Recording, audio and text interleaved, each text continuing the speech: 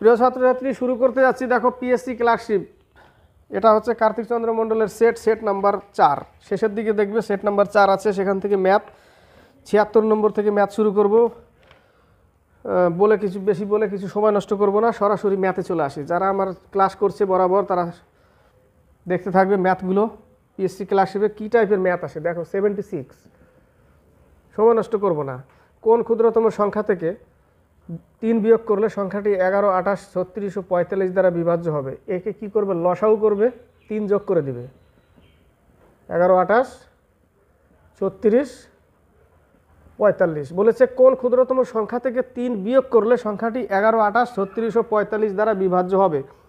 একে যদি লসাগু করি তো লসাগু যা মান বেরোবে, লসাগু তো একটা মান বেরোবে। কত বেরোবে? যাই বেরোক, তুমি খাতায় করে নাও। তো এর একটা লসাগু মান বেরোবে। ধরে নাও কোনো একটা মান বেরোলো, তার ধরে নাও এক্স মান বেরোলো, লসাগুর মান এক্স বেরোলো। তার সাথে কি করবে? ওই 3টা শুধু যোগ করে দিবে, বাড়তি করে দিবে। 3 যোগ করা মানে কি? ওইটুকু বাড়তি, ঠিক আছে? ওইটুকু বাড়িয়ে দাও। বাড়িয়ে দিলে সেই সংখ্যা, ওখান থেকে যদি 3 বিয়োগ করে দিই, তার মানে এই বাড়তি সংখ্যা 3। আবার যদি এখান থেকে এটা সরিয়ে দিই, তাহলে এই সংখ্যা তো এই দ্বারা ভাগ যাবে, তাই না? এটাই হচ্ছে অঙ্কর নিয়ম। এটা এ নম্বরে দেখো 76-এর কোনোটিই না, এর মধ্যে নাই, কোনোটিই নাই। কি করলাম? এর লসাগু করে যা মান বেরোবে, ধরে নাও মান এটা, তার সাথে কি করবে? শুধু 3 যোগ করে দিবে, তাহলে টোটাল মান হবে এটা। ওখান থেকে যদি আবার 3 বিয়োগ করো, 3 তো বেশি যোগ করে দিলাম না, ওই জন্য ভাগ করলে 3 বেশিই থাকবে। ওটাই বলেছে যে 3 বিয়োগ করলে সংখ্যাটি এত এত দ্বারা বিভাজ্য হবে। 77 অঙ্কটা দেখো, সেম ম্যাথ। এই ম্যাথগুলো তো শিখিয়েছি আগে। 2 1 2, 3/2 একটা, আর একটা হচ্ছে 4/3। তাহলে উপরে কাটছে, নিচে থেকে যাচ্ছে। নিচে কত থেকে যাচ্ছে? 2। এইভাবে চলতে থাকবে, এই 4ও কাটবে, এইভাবে কাটতে থাকবে, ঠিক আছে? তাহলে নিচে থাকলো 2, উপরে থাকলো 120, 121, নিচে 2, উপরে 121। এই যে 120 আছে, ওখানে আবার যোগ করতে হবে 1 + 1/120। 120 একে 20 আর একে 21, 121, তাই না? উপরে চলে যাচ্ছে 121, তার মানে এই 2টা নিচে থাকবে, 121 উপরে। এটাকে কাটতে হবে 6 × 12, এই যে 60.5 উত্তর। কত উত্তর? সি নম্বর, 60.5। 78 আর 79, 79-এর অঙ্কটা কিন্তু হবে না। 5টি ঘন্টা বলেছে, 5টি ঘন্টা দিয়েছে 4টা। অঙ্ক কি করে হবে? অঙ্ক হবে না। তো 78 নম্বর অঙ্কটা দেখো, বর্গমূল নির্ণয় করতে বলেছে। কি নির্ণয় করতে বলেছে? বর্গমূল। তাহলে 169-এর সাথে 21 গুণ করতে হবে 9, 6 1, 9 2 18, 1, 6 2 12, 13, 1, 2 2 3। তার সাথে কি করতে হবে? 51 যোগ 3600 হয়ে গেল, তাই না? 3600/169 রুট ওভার করে দাও, তুমি চলে আসবে তোমার 3600/169 বর্গমূল করলে এটা আসবে। তাহলে উপরে কত? 60, নিচে কত? 13। এবার এটাকে ভাগ করেছে লাস্টে, দেখো ভাগ করলে কত আসে? 4 13 52, 4 × 8 = 13, 4 × 8 = 13, বি নম্বর অ্যান্সার। এবার 80 নম্বর আর 81 নম্বর। 80 নম্বরে দেখো, 80 নম্বরের তাকাও। দেখো, গরমে ঘেমে যাচ্ছি, ফ্যান তো আছে, কিন্তু ফ্যান চালালে ভিডিওতে আওয়াজ চলে আসে, ওই জন্য ফ্যানটা বন্ধ রেখে দিয়েছি, থাক। 20টি রাশি যথাক্রমে, দেখো 20টি রাশি x1 + x2 + x3 দেয়নি, এইভাবে ডট ডট দিয়ে কি করেছে? 20 পর্যন্ত। এর গড় কত বলেছে? এর গড় বলেছে y। তাহলে টোটাল কত? Total 20y। মোট এটা মোট 20y। নিচে আবার কি বলেছে? নিচে বলেছে দেখো, x1 - x, sorry x1 - 101, x2 - 101,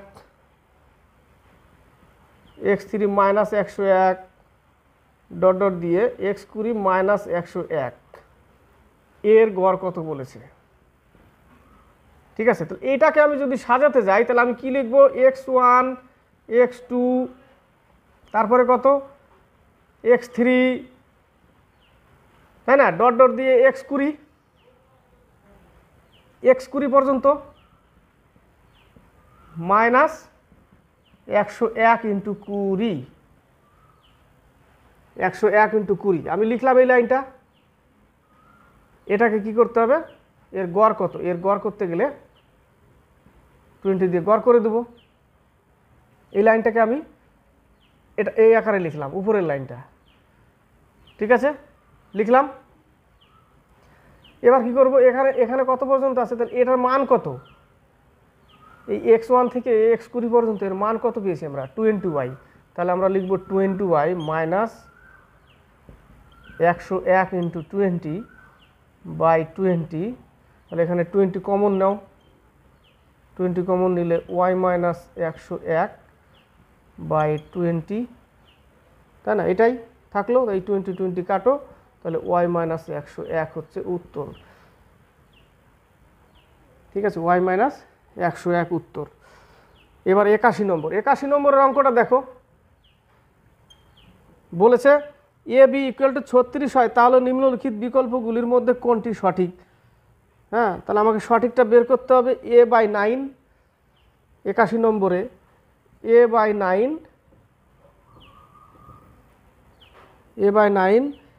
equal to 4/b। তাহলে এ বি সমান সমান কত, 36। তাহলে এটাই উত্তর, এ নম্বরই উত্তর। এবার হচ্ছে 82 আর 83। 82 দেখো, কোনো একটি কারখানার শ্রমিক সংখ্যা 15:11 অনুপাতে হ্রাস পায় এবং মজুরি 22:25 অনুপাতে বৃদ্ধি পায়। শ্রমিকদের মোট মজুরি যে অনুপাতে হ্রাস পাবে তা হলো, কিছুই না, শুধু কি করবে, 11 × 22:25 11 × 15 এই যে হ্রাস পায় ওটাই গুণ করো, আর হচ্ছে 25:11 মানে 25 × 11, এই যে এটুকু করলাম, ঠিক আছে, এটুকু করে দাও। 11 × 22, 3 × 5 = 15, 5 × 5 = 25, 6:5 কত উত্তর, এ নম্বর 6:5। 83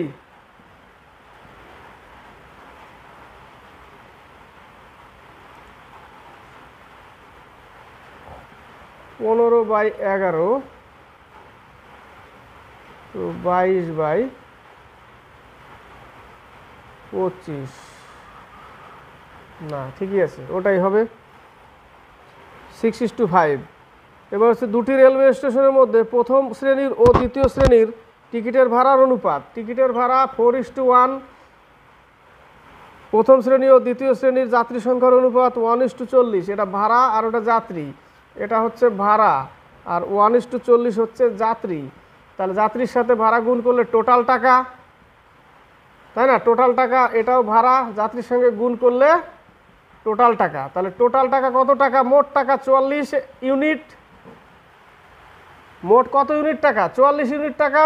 তাহলে 44 ইউনিট টাকা সমান সমান আবার বলেছে 1100 টাকা মোট টাকা, তাই না। কি করলাম, এটার সাথে এটা গুণ, এটার সাথে এটা গুণ, কারণ এটা ভাড়া এটা লোক, তাহলে মোট টাকা, এটা ভাড়া এটা লোক, মোট টাকা 44 ইউনিট মোট টাকা। মোট টাকা 1100 দিয়েছে, তাহলে 1 ইউনিট সমান সমান কত, 25। 1 ইউনিট সমান সমান 25। তাহলে বলেছে তবে সেই দিন প্রথম শ্রেণীর যাত্রীদের থেকে কত টাকা সংগৃহীত হয়েছিল। প্রথম শ্রেণীতে কত আছে, 4 অনুপাতে আছে।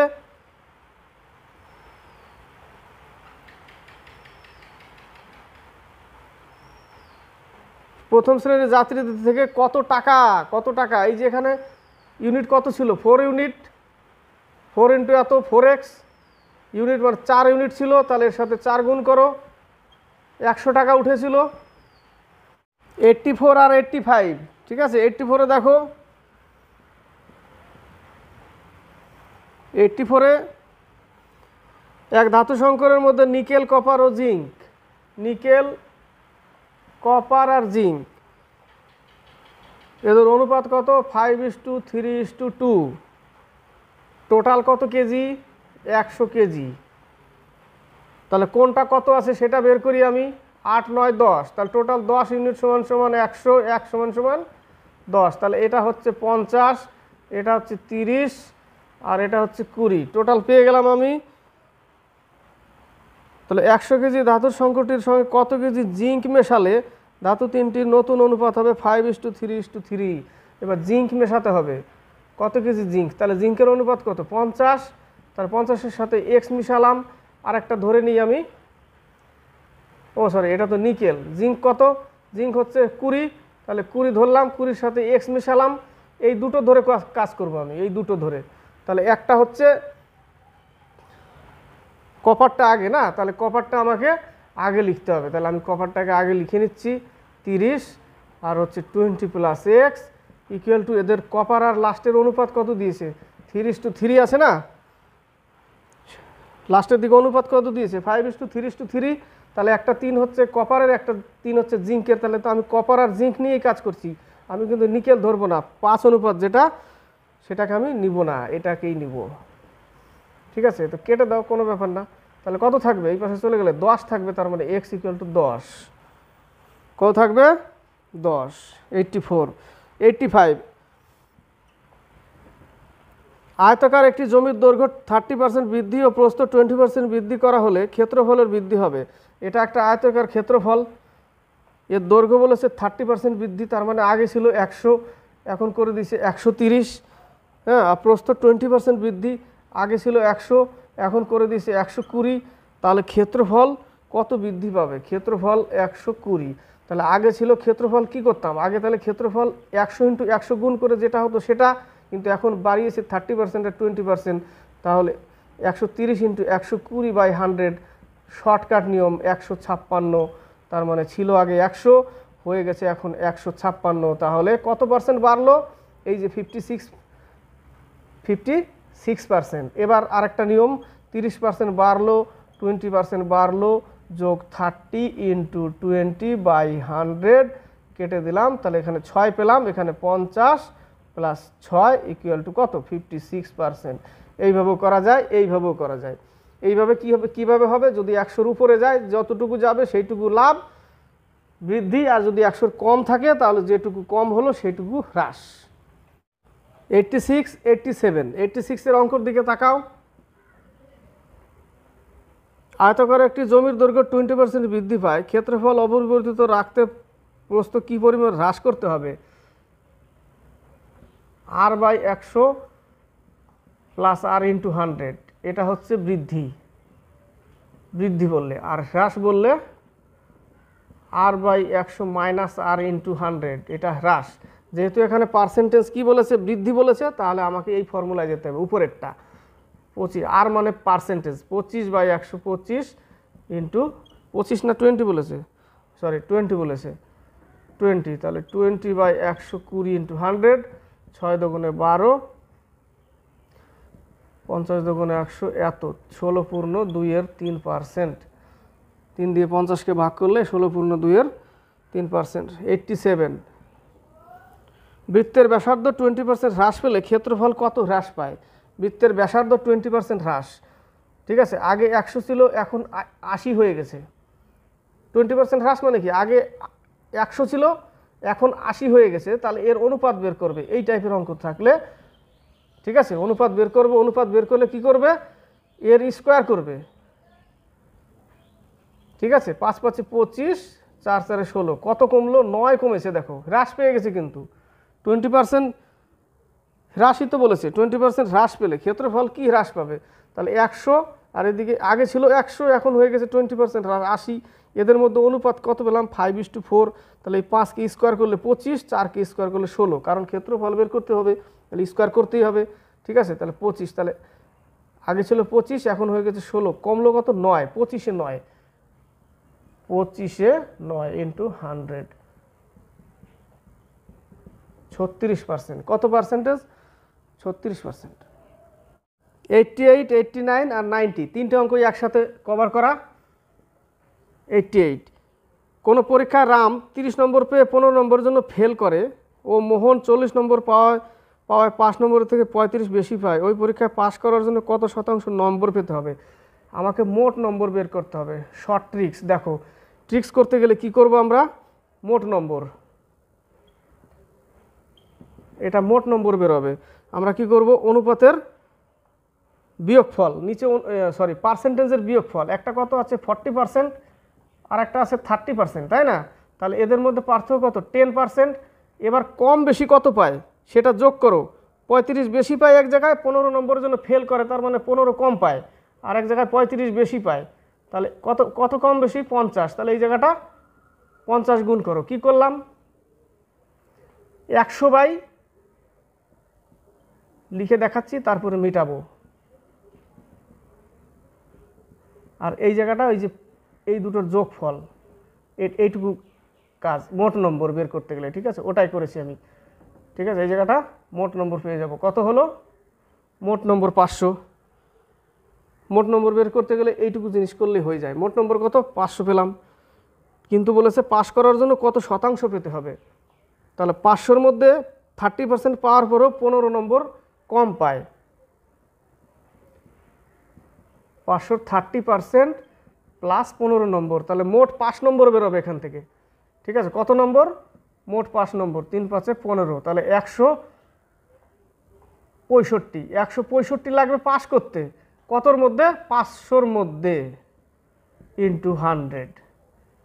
500-র মধ্যে 165 পাস লাগবে পাস করতে, তাহলে 100-এ কত পার্সেন্টেজ পেয়ে যাব। 65 নম্বর লাগবে না, 150 প্লাস 15 65, 165 লাগবে পাস করতে গেলে। কততে 500-র মধ্যে, তাহলে 500-তে 165, 100-তে কত কেটে দাও, 3 5 15, 3 5 15, 33%। কত লাগবে 33% লাগবে পাস করতে। 89। দুটি সংখ্যা তৃতীয় একটি সংখ্যার থেকে 20% ও 25% কম। তৃতীয় একটি সংখ্যা ধরে নেই, এটা হচ্ছে 3rd নম্বর, এটা হচ্ছে ফার্স্ট হচ্ছে কম বলেছে, তাহলে এ 80 আর সেকেন্ড হচ্ছে এ হচ্ছে 75। তৃতীয় সংখ্যা থেকে 20% কম আর এ হচ্ছে 25% কম। তাহলে প্রথম সংখ্যাটির থেকে দ্বিতীয় সংখ্যাটি কত শতাংশ কম? প্রথম থেকে, এটা প্রথম থেকে দ্বিতীয় কত কম? 80-তে 5 কম, তাহলে আমি কি লিখবো 80-তে 5 কম। 4 দুগুণে 8, 5 দুগুণে 10, তাহলে 4 দিয়ে 25-কে ভাগ করলে কত আসবে 4 6 24, 6 পূর্ণ 1-এর 4, তাই না, 6 পূর্ণ 1-এর 4। এবার হচ্ছে 90 নম্বর।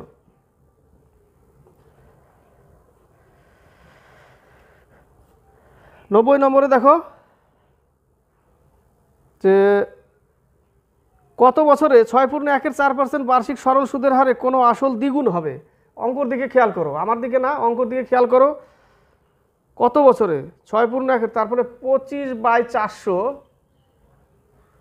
কোনো আসল দ্বিগুণ হবে। কোনো আসল কত বছরে, এগুলো সব কি লিখছি, সরি আগে পি লিখি, পি ইন্টু 25/400 কত বছরে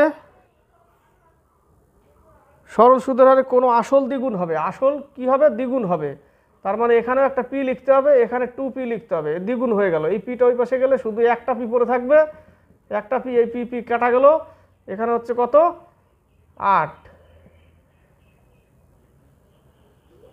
না সরি 216, এখানে হবে 16, 16 25-এ 400, তাহলে টি ইকুয়াল টু 16 বছর। 16 বছর ডি নম্বর অ্যান্সার কত বেরোলো 16 বছর।